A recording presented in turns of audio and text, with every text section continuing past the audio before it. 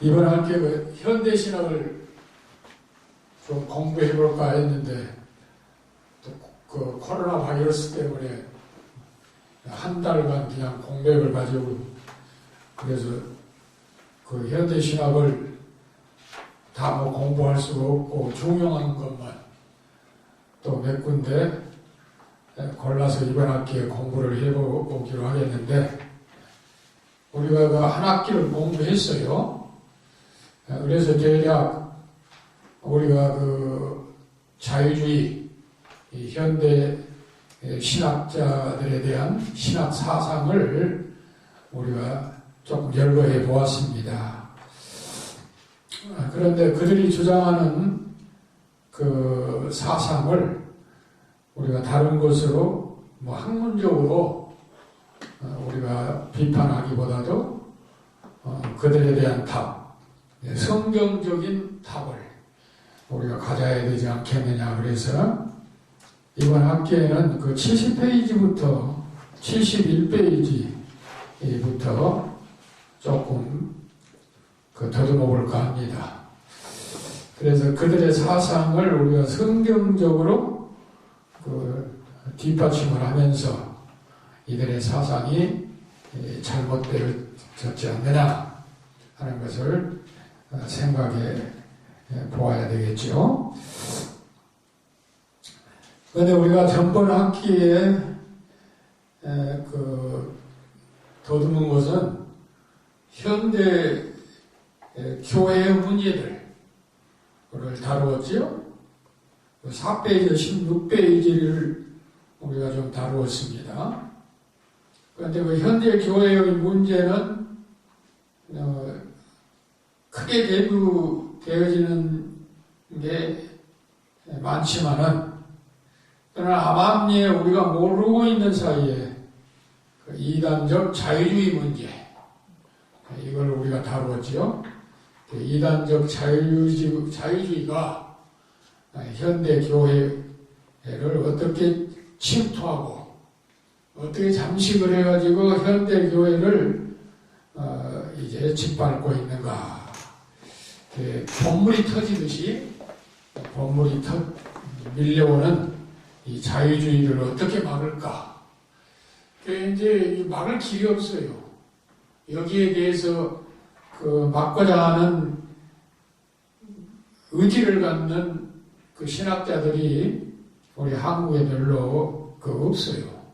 그러니까 통탄한 마음을 가지고 우리가 이단적 자유주의 문제를 우리가 어떻게 막아볼까. 그리고 이제 현대 교회의 문제들 두 번째로는 원인이 어디에 있는가 하는 것을 또 다루었습니다. 그리고 세 번째로는 그 원인이 말씀 부재와 신학의 자유화. 말씀 부재와 신학의 자유화입니다. 그렇기 때문에 가장 중요한 것은 말씀 부재죠. 말씀이 부재된 상태 속에서 또 이제 신학이 자유화가 되니까 교회가 문제가 생긴 것이죠. 그래서 예배를 등한히 하고, 이제 예배도 될 수 있으면 편리주의. 우리 예수님께서 그 요한복음에 그 성전을 방문하셔가지고 장사하는 그 사람들을 책망하시고 모든 기물을 막 뒤집어 엎는 그런 장면들을 우리가 볼 수가 있습니다. 그런데 그게 문제점이 어디서부터 생겼느냐 하면은 바로 편리주의에서 생겼지요. 왜 편리주의가 이렇게 성전 안으로 침투를 했느냐 하면, 하나님 앞에 바치기 위해서 짐승을 가져오는데, 먼 데서 오는 사람들은 그 짐승을 몰고 오기가 힘드니까, 가지고 오기가 힘드니까 돈을 가지고 와서 성전 밖 마당에서 임시 그 상설 시장을 만들어가지고 거기에서 이제 먼 데서 돈을 가지고 오는 그 사람들에게 재물을 파는 장사꾼들이 있었지요. 그런데 이 재물을 파는 장사꾼들이 성전 밖에서만 했으면은 별 문제가 되지 않는데 이제 성전 뜰 마당으로 들어오게 된 거죠. 예. 그런데 왜 이렇게 그 장사꾼들이 재물을 장사를 하게 되었느냐 하면 그 원인이 먼 데서 온 사람들이 이제 재물로 드릴 짐승을 바치기 위해서 가지고 와야 되는데 번거로우니까 그 돈만 가지고 와가지고 그저 이 장사꾼들에게 재물을 사가지고 그 재물을 하나님 앞에 드리는 형식. 그러니까 이제 뜰 밖에 있었던 상설시장이 뜰 안으로 들어오게 되어가지고 하나님 앞에 순수하게 예배를 드려야 될 장소에서 장사를 하는 장사꾼들이 판을 치게 되었던 것이죠. 그러니까 이제 문제가 된 거죠. 그러니까 이게 편리주의. 오늘날에도 이 편리주의가 교회를 망치고 있습니다. 편리주의. 그게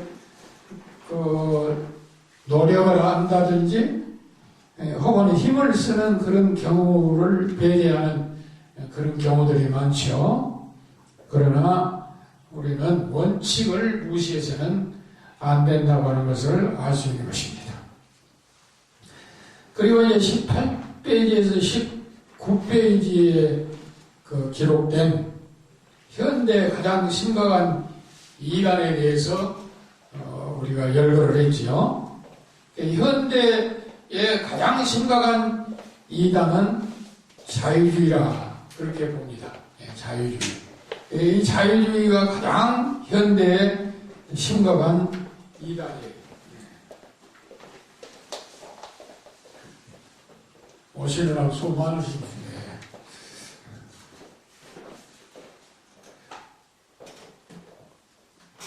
그래서 심각한 이단은 자유주의인데, 그러면 자유주의 신학의 근원과 정체는 어떻게 되어지느냐? 자유주의 신학의 근원과 정체는 인본주의죠. 인본주의. 인본주의, 휴머니즘, 인본주의를 우리가 들 수가 있죠.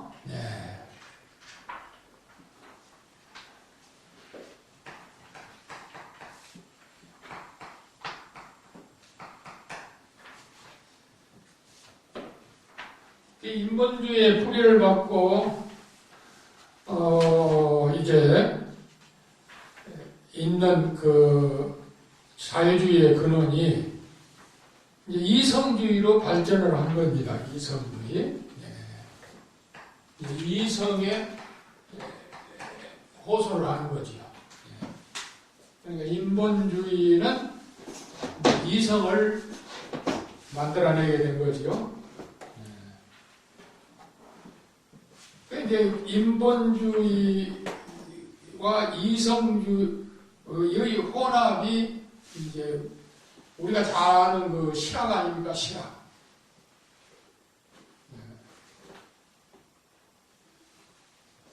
그 실학의 대가인 정약용.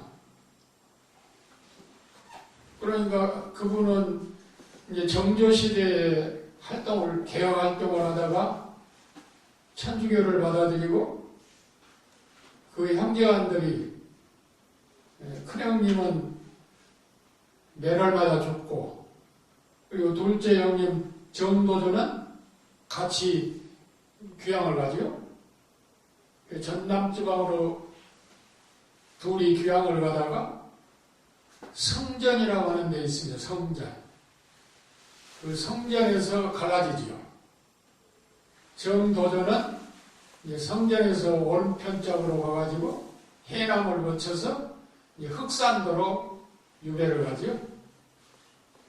그리고 이제 정약용 선생은 이제 왼쪽으로 흘러 내려가가지고 강진으로 가죠. 강진으로 가가지고 만덕산이라고 하는 곳에서 이제 칩거를 했죠. 그래서 19년 동안 칩거를 했습니다. 그래서 거기에서 많은 책을 저술했죠. 많은 책을 저술을 했는데 그 대표적인 것이 목민심서지요. 이 목민심서는 아주 오늘날로 말하면 큰 상을 받아야 될 그런 노벨상감입니다. 아주 잘 기록한 저서지요. 또 그분이 이제 정시, 이제 나주정시입니다. 나주정시, 곰배정자. 이 본야는 나주인데 출생은 여기서 했죠. 그 사는 동네가 무슨 동네? 양평이죠. 그 전에 양근이라고 그랬어요, 양근.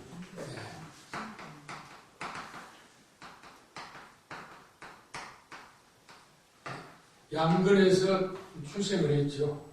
양근현. 근데 조선 말기에 가서 이제 양평으로 군으로 이제 바꾼 거죠. 그 이제 그 두물머리에서 이제 왼쪽으로 가면 이 양반 그 생가가 있죠. 그 나주정씨로서 이제 개혁을 너무 심하게 하다가 그 반대 세력들에 의해서 모함으로 그 형제간들이 그 두 형제가 정도전과 정약용이 이제 호남 지방으로 유배를 가가지고 정약용 선생은 만덕산에서 그러니까 아주 실학파죠. 실학파. 그러니까 이 실학파의 근거로 우리는 천주교를 받아들였기 때문에 물론 그런 것 같은데 뭐 우리가 잘 아는 헤겔이나 이런 분들의 이제 영향이라 이렇게 볼 수가 있죠. 지금처럼 개방이 돼가지고 비행기 타고 왔다 갔다 한 시대는 아니었지만 정도전도 마찬가지죠. 실학파지만 흑산도로 유배를 가가지고 자산어고라고 하는 걸 많은 책을 썼지만 자산어고라고 하는 걸 썼어요. 자산어고.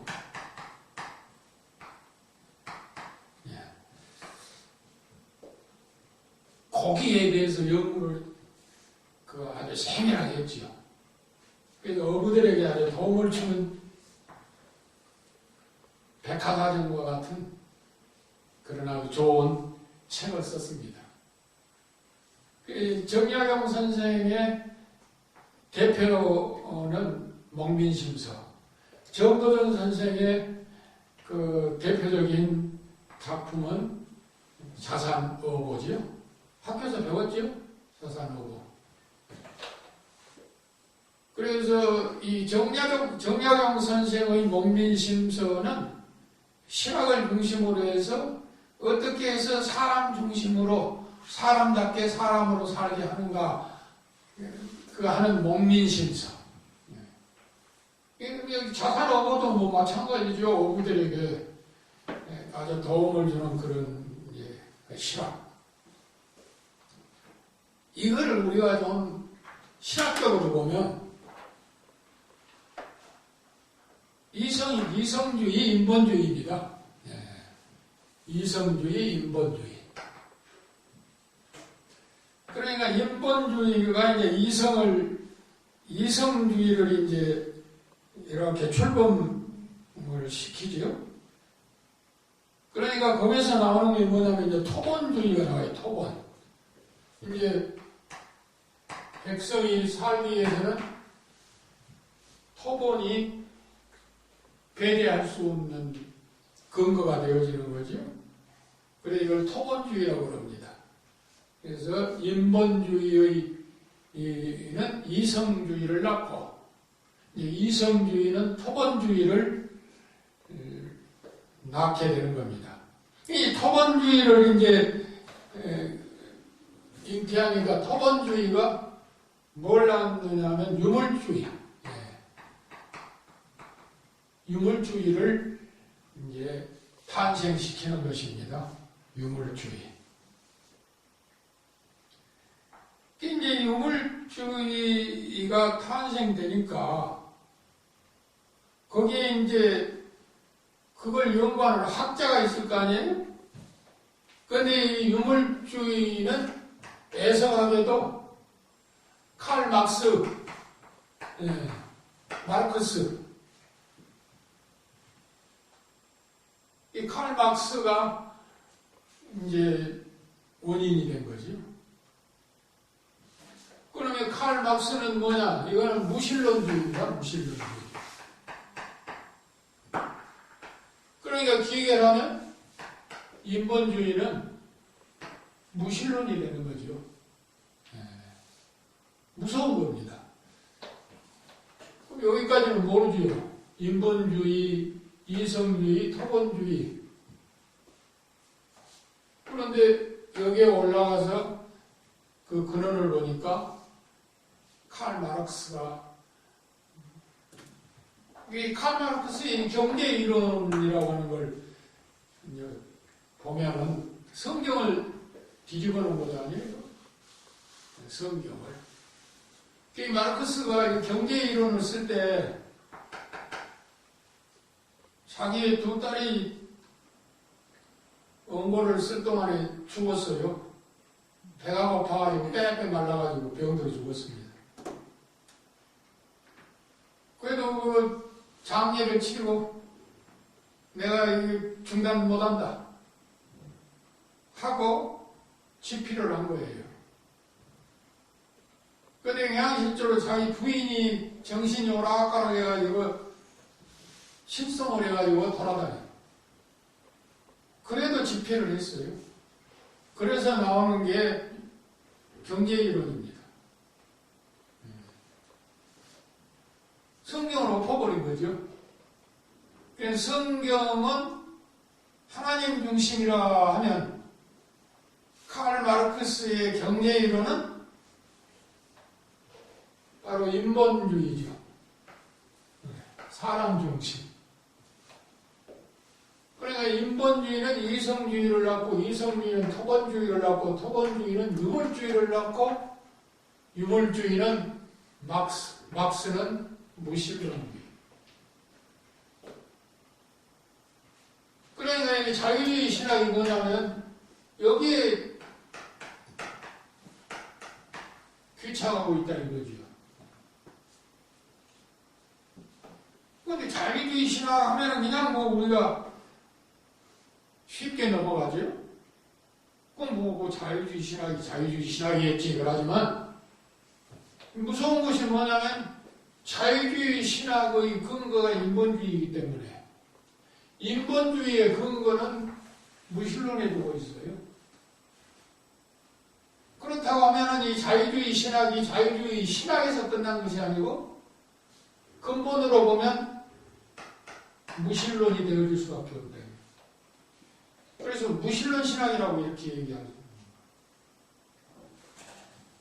그래서 이단 중에 가장 무서운 이단이 바로 여기에 도사리고 있다는 거예요. 네. 우리가 함부로 얘기할 일이 아니에요. 그래서 가장 심각한 이단은 자유주의. 자유주의를 현대주의라고도 합니다. 현대주의.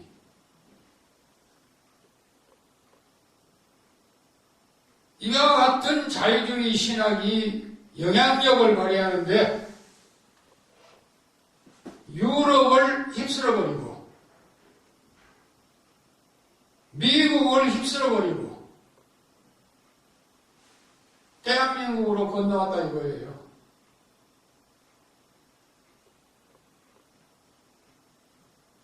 이 문제가 심각한 거예요. 그래서 유럽의 교회들이 늘 하는 얘기지만 텅텅 비어가지고 건물만. 호주 같은 데는 말씀드린 대로 교회는 십자가가 세워져가지고 밖에서 보면 교회인데 안에 들어가서 보면 술집으로 팔아가지고 운영을 못하니까 팔아넘긴다 이거예요.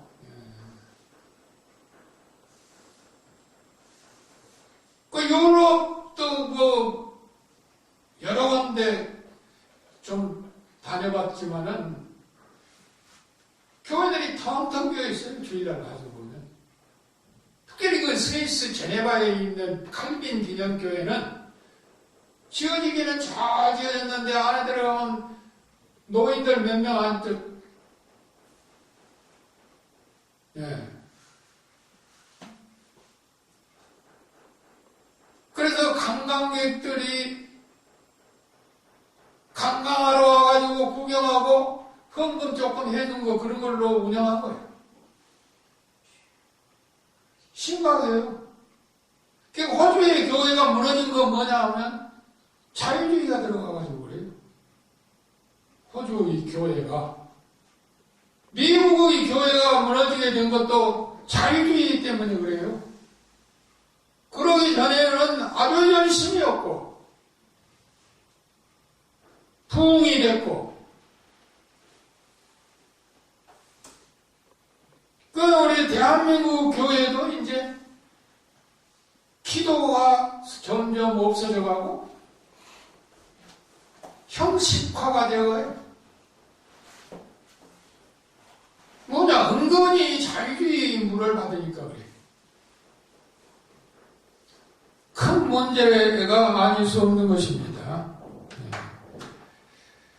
그래서 우리가 신학을 공부하는 데 있어서 아주 중요한 거예요, 이게. 현대신학이. 이 현대신학이 분야별로 어디에 들어가면 조직신학이 들어가요. 현대신학이 어디에 들어가냐고 하면 그것도 모르는 목사님들이 있어요. 어디에 속해 있는 분야인지 모르는 분들이 많다 이거예요. 현대신학. 현대신학이 어느 분야냐고 하면은 당당하게 조직신학이에요. 조직신학. 이 조직신학 분야가 현대신학뿐만 아니라 변증학도 있고 험증학도 있잖아요. 강의를 이제 우리가 조직신학한테 들었지만은 변증학은 뭐고 험증학은 뭐예요? 이런 것 정도는 알아야 돼요. 우리가 신학교 졸업하면. 변증은 뭐이고 험증은 뭐예요? 우리 장년도사님 들어봤잖아? 잊어버렸지. 네. 우리가 변증학도 공부하고 험증학도 공부해야 돼요. 그럼 변증학은 뭐고 험증학은 뭐냐? 옛날에는 변증학과 험증학을 같이 취급했어요. 그러나 이제 와서는 변증학과 험증학을 한 과목씩 갈라요. 변증학은 뭐냐? 변증학이라고 하는 건 하나님을 믿지 않는 사람들에게 기독교를 변호하는 학문이 변증학이에요. 그러니까 하나님을 믿지 않는 사람들에게 기독교를 변호하는 변증학, 이거 중요하죠. 아주 중요합니다. 그러니까 먼저 우리가 믿지 않는 사람들에게 하나님, 즉 기독교를 변호하는 변증학을 배워야 되겠죠. 그러면 험증학은 뭐냐? 기독교를 믿는 사람들에게 기독교가 무엇이냐? 진리가 무엇이냐, 성경이 무엇이냐 하는 것을 변호하는 것이 험증학이에요. 그러니까 변증학과 험증학을 잘 구분해서 공부를 해야 되는데 이거를 뒤죽박죽 공부를 잘 못할 때 어떻게 되느냐? 험증학 측면에서 볼 때 진리를 왜곡하는 거죠. 진리를 왜곡해야 되겠습니까? 진리는 진리여야죠. 진리는 진리여야 됩니다.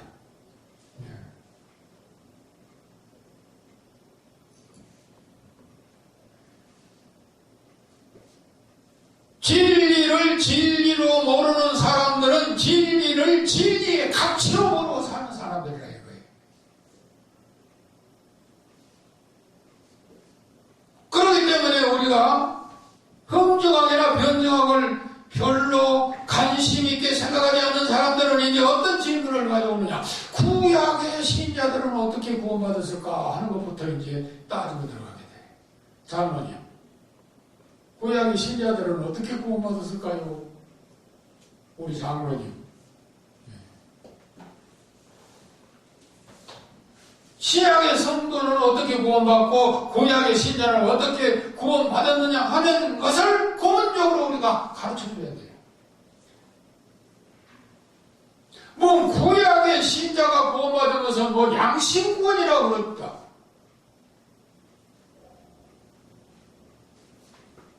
그렇게 얘기하면 안 되는 거예요.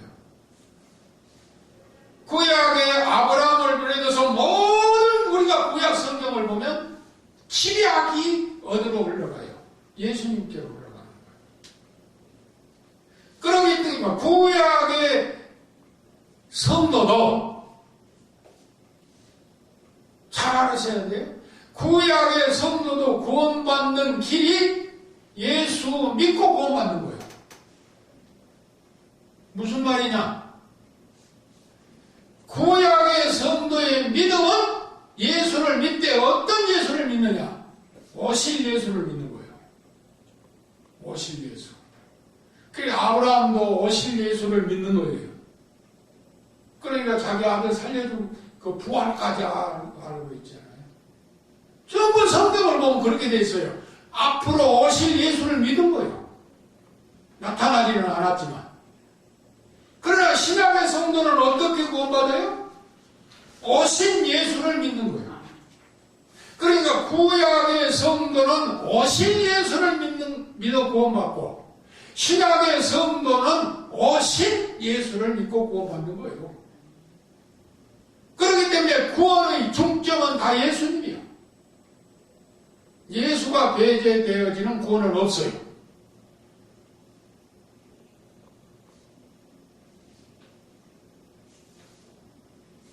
이걸 확실하게 넘어가야 돼요.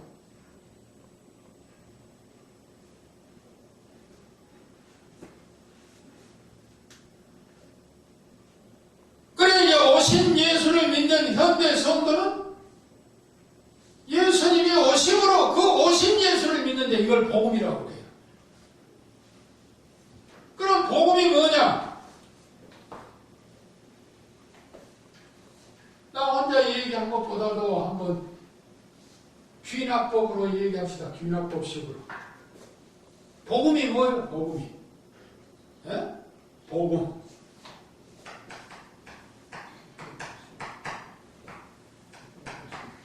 복음이 뭐예요? 복음은 하나는 인카네이션이에요. 인카네이션.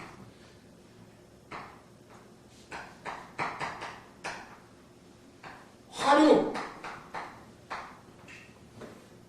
육신을 믿고 있다고 오신 것이 전체는 이걸 믿어야 돼요.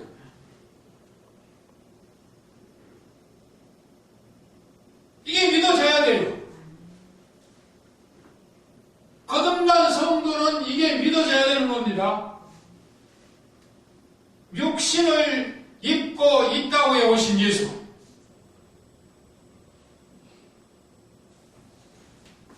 그 다음에 두 번째는 뭐예요? 십자가의 순환. 세 번째는 뭐예요? 부활. 이게 복음이에요. 이게 복음.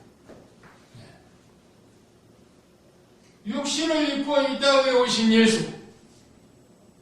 그 육신을 입고 오신 예수 그리스도께서 나를 위해서 십자가에 순환을 당하시고 순환 당하신 그 예수님께서 부활하시고 이 세 가지가 복음. 복음입니다. 그러나 여기에는 가로 열고 재림, 이따 후에 오실, 다시 오실 예수. 이게 복음이에요. 이게 복음의 핵심입니다. 다른 거 뭐 없어요.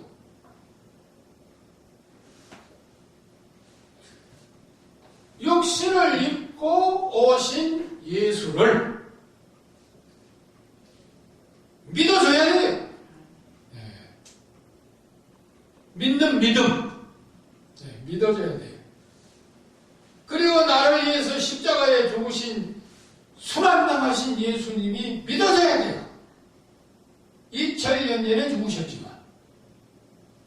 그럼 나를 위해서 순환당하신 주님은 이걸 영적으로 해석만 하려고 하는 사람들이 있어요. 십자가를 짊어지실 때에 우리 예수님이 나의 병까지, 질고까지 해결해 주셨다고 그랬어요. 그게 이제 이사야 53장에 나온 말이죠. 3절로 4절을 인용해가지고 마태복음 8장 17절에 보면 분명하게 증언을 해주고 있어요. 그는 우리의 질고를 담당하시고 우리의 병을 짊어지셨다고. 그런데 이걸 구태여 영적으로만 생각하려고 하는 사람이 있어요. 그러나 그는 이 말씀은 영적으로만 생각하는 게 아니에요. 진짜 우리의 질병을 예수님께서 십자가의 순환 당하심으로 해결해 주시는 거예요. 그걸 우리가 믿기만 하면 돼요. 그래서 우리가 믿기만 하면 그 믿음을 통해서 우리에게 역사를 이루어 주신다 이 말입니다. 그래서 암병도 나았고 중풍병도 나았고 인간이 해결할 수 없는 병도 낫게 해주신 순환당하신 우리 예수님. 우리의 가난까지 짊어지셨다고 그랬어요. 그래서 사랑하는 우리 예수님의 형제 자매들이 지질이 못 사는 것 바라지 않아요. 어떻게 하든지 잘 사는 걸 좋아해요. 그러니까 십자가가 감당한 거죠. 우리의 가난도 감당했다 했어요. 이거를 꼭 영적으로만 생각한 사람들이 있거든요. 그러나 그거에 아니에요. 육신적인 문제를 해결해 주신 예수님.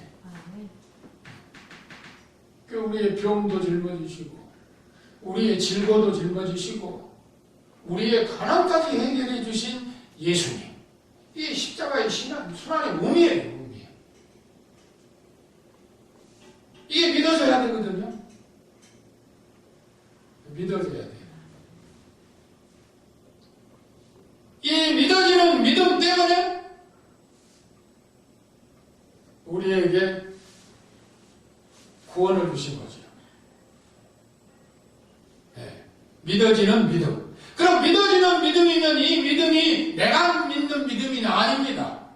하나님이 나에게 믿음을 주신 거예요. 하나님이 나에게 믿음을 주셨는데 이 믿음이 성경을 통해서 믿게 해주는 거예요. 이게 믿어지는 믿음이에요. 그런데 믿기는 믿는데 믿습니다 하는데 믿어지지 않는 거예요. 믿어져야 돼요.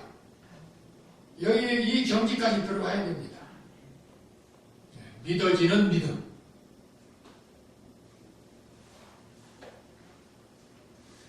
그래서 이단에 대해서 우리가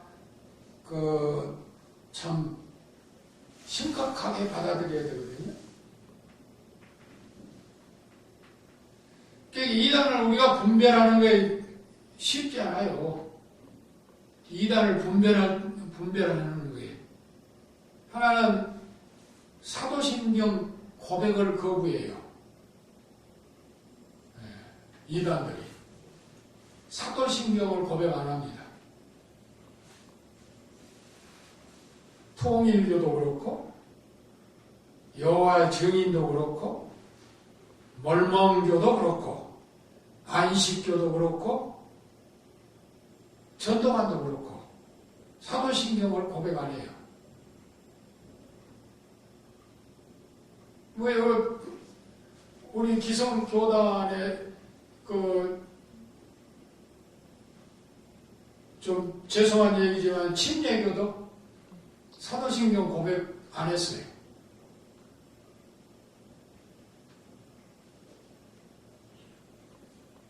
한 교회는 하고 안 하는 교회는 안 하고 원칙이 안 해요. 우리 성경이 없다고. 사도신경이 우리가 주기도문처럼 성경에 기록이 안 됐거든요. 그 말은 맞아요. 그러나 이 사도신경은 창세기에서부터 요한계시록까지 딱 압축해 놓은 신앙 고백서예요. 그래서 사도들에 의해서 만들어진 거예요, 이게. 그래서 성경에 액면 그대로 기록이 안 됐더라도 창세기서부터 요한계시록까지를 딱 압축한 것이 사도신경이에요. 그래서 우리는 늘 고백하는 거예요. 사도신경을 고백하는 거예요. 이 사도신경을 고백 안 하는 그 교회는 의심해 봐야 돼. 그 다음에 두 번째로는 십자가 구속 교리를 부인해요. 십자가 구속 교리.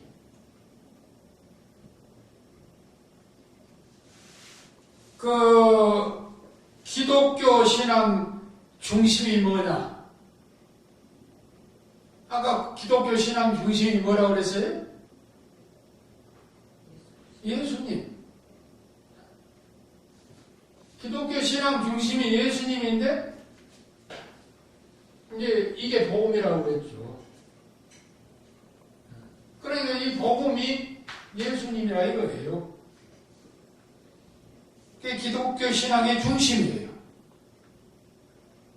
그래서 기독교 신앙의 중심인 예수님. 그래서 이 십자가는 예수님의 구속의 상징이에요. 구속. 그래 내가 전번 학기에 말씀을 드렸죠. 구속. 속이라고 하는 게 참 한자로 잘 만들어 놨다고 했죠. 이 조개표인데 옛날에는 돈이 조개. 그래서 이 조개패가 돈이라 돈. 그리고 이건 살매. 파자로 얘기하면 이게 살매. 그래서 돈을 주고 샀다. 누구를? 나와 여러분을 샀다 이거예요. 이게 구속이에요. 돈 주고 산 거예요. 노예상이 노예를 사듯이 또 노예상에게 팔려간 노예를 돈 주고 돈을 대신 지불하고 자기가 풀어주는 거예요. 이게 풀속자예요. 풀속자. 그래서 노예로 팔려간 그 사람을 노예상에게 돈을 대신 지불하고 그 사람을 풀어주는 거예요. 이게 구속이에요. 멋있는 글자입니다.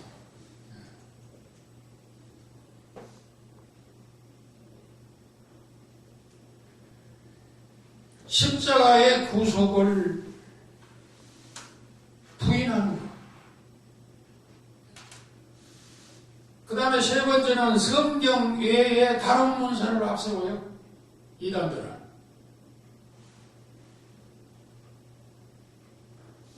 성경 이상은 없거든요. 그런데 성경 외에 다른 걸 앞세우는 거예요. 이게 이제 그 특징이 통일교가 그렇죠.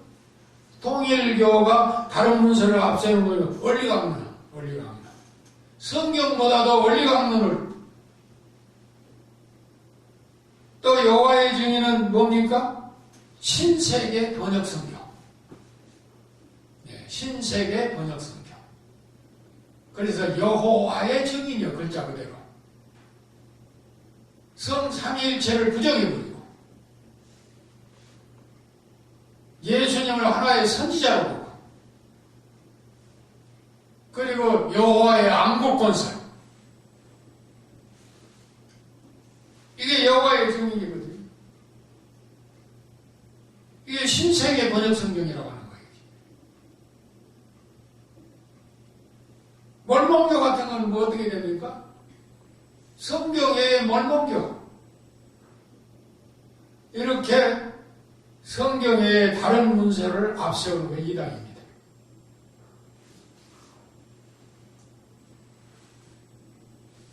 두말할 것 없이 또 하나는 복음전려지요.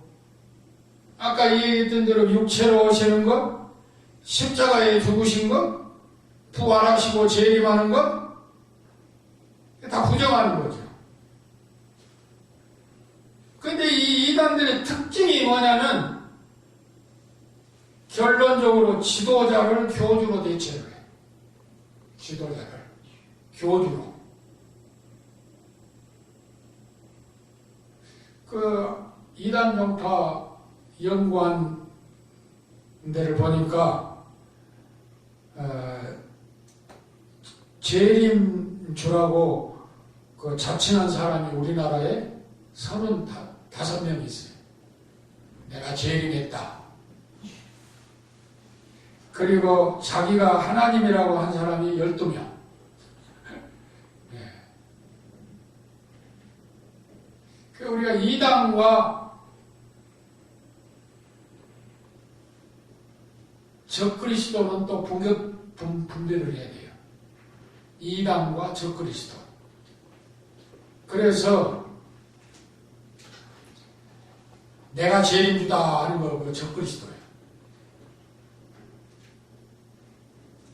내가 하나님이다 하는 거 적그리스도예요. 이단과 적그리스도는 우리가 또 분별을 해야 됩니다. 이렇게 우리가 분별을 할 줄 알아야 돼요. 양떼를 지키려면. 이 교리 공부를 하는 거는 양떼 지키기 위한 울타리 만든 거예요. 집을 지으면 담을 쌓잖아요. 그 담을 치는 거예요. 이리가 못 들어들어. 아가서에 보면은 작은 여우가 들어와서 포도밭을 망쳐버렸다고 그랬어요.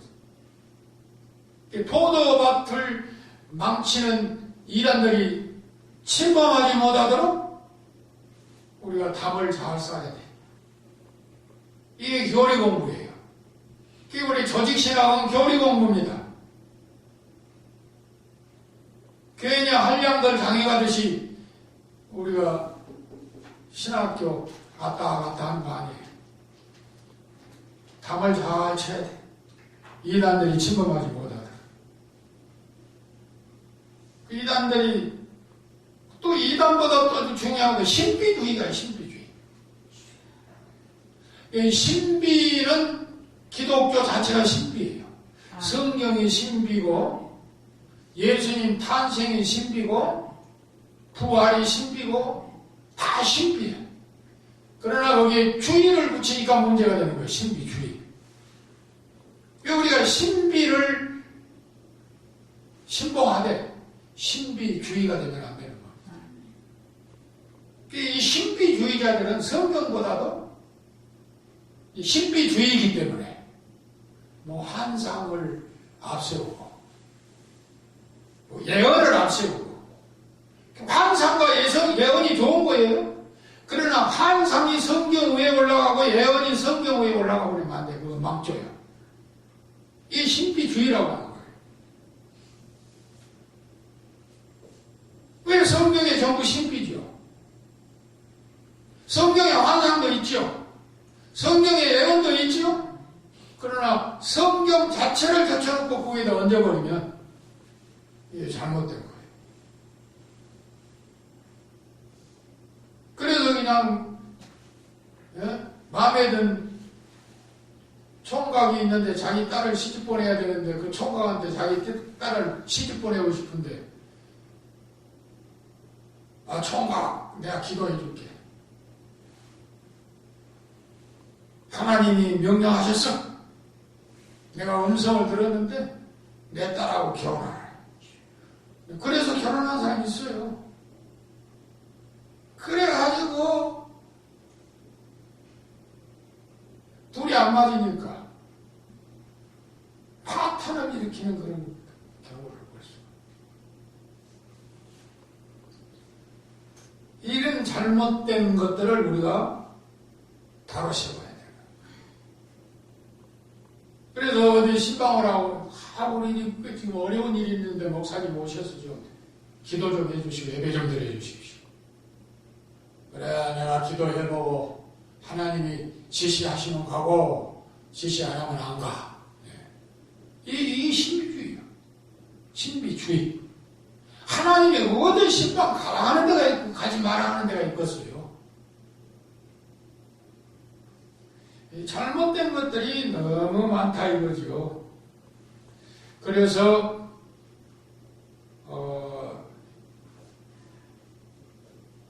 이 자유주의 신학도 이단 중에 이단이기 때문에 우리가 한번 걸러보자 하는 것을 생각해 봐야 되겠어요. 그 다음에 이제 11페이지부터 12페이지에서 우리가 공부했죠. 신복음주의의 문제, 또 27페이지에서 70페이지에 보면 이단 사상의 자유주의 신학자들, 주역들이죠. 바르트, C.H. 다드, 나이놀드 니버, 불토만, 틸리, 본 해퍼, 콜만, 판넬베르그, 예레미야스, 사레댕, 이거 다 우리가 공부했죠. 기억이 나실 겁니다. 그래서 바르트나 C.H. 다드나 나이놀드 니버나 불토만이나 틸리 이런 등등의 신학자들이 주장하는 그 주장의 골자를 생각하면서 성경적인 반박을 해보자. 70페이지부터 지금 그렇게 공부를 좀 해볼까 합니다. 70페이지입니다. 권사님 가지고 계신 한 학기를 못 하셨기 때문에 중간에 지금 하시는 거예요. 좀 쉬었다 합시다.